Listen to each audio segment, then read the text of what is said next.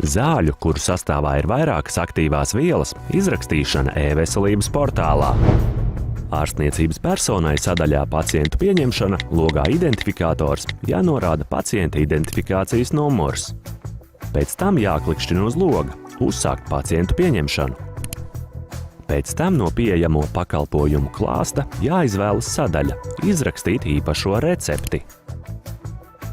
Īpašās receptes sadaļā pamata diagnoze jānorāda pacienta diagnozes kods.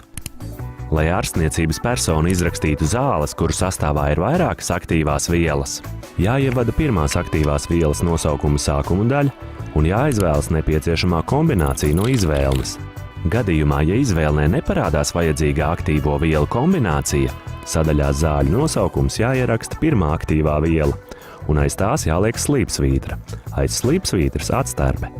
Pēc tam jāraksta nākamā aktīvā viela.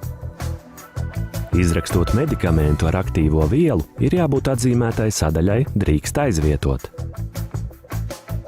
Sadaļā zāļu forma jānorāda zāļu formas veids, piemēram, tablete. Pēc tam jāaizpilda sadaļa zāļu stiprums, piemēram, 20 un 10.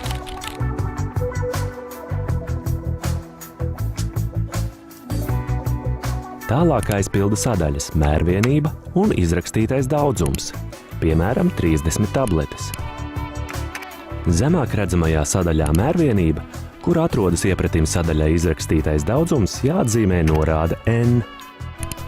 Pēc tam, kad šīs darbības ir veiktas, ārstniecības personai jāklikšķina uz lauka izgūt kompensācijas nosacījumus, un izlecošajā logā jāklikšķina uz sadaļas ar nosaukumu izvēlēties. Pēc tam ārstniecības personai receptē jāaizpilda sadaļa lietošanas norādījumi. Ja pacients zina, ka viņa vietā medikamentus iegādāsies cita persona, informāciju par zāļu saņēmēju aptiekā ārsts var norādīt e-receptē. Pēc tam jāklikšķina uz pogas apstiprināt receptes izrakstīšanu. Visbeidzot jādodas uz sadaļu izrakstīto recepšu saraksts un jāklikšķina uz pogas atlasīt. Tur būs redzama informācija par visām ārstniecības personas izrakstītajām receptēm pacientiem, tostarp informācija par pēdējo izrakstīto recepti.